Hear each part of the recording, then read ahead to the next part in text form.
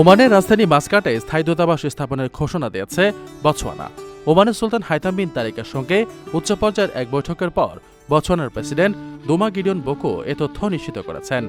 দুই দেশের মধ্যে পারস্পরিক সম্পর্ক আরও গভীর করা এবং অভিন্ন অর্থনৈতিক সম্ভাবনাগুলো কাজে লাগানোর লক্ষ্যেই এই উদ্যোগ নেওয়া হয়েছে।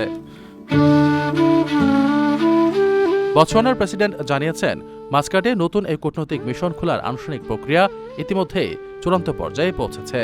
তিনি দৃঢ় আশাবাদ ব্যক্ত করে বলেন, চলতি বছরের শেষের দিকের এই দূতাবাসটি পুরোদমে তাদের কার্যক্রম শুরু করতে পারে।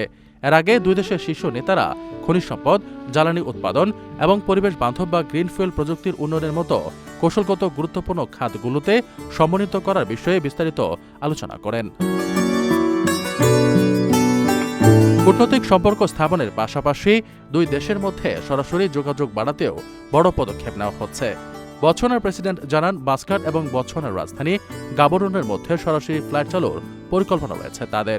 আকাশপথের এই সরাসরি সংযোগ দুই দেশের অর্থনৈতিক কার্যক্রমে গতি আনার পাশাপাশি সামাজিক ও বাণিজ্যিক সম্পর্ককে আরও সুদৃঢ় করবে।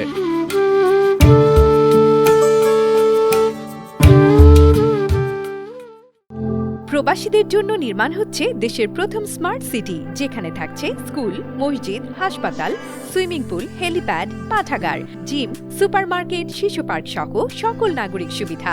মাত্র ৩০ লাখ টাকা বিনিয়োগে মিলছে আকর্ষণীয় ফ্ল্যাট।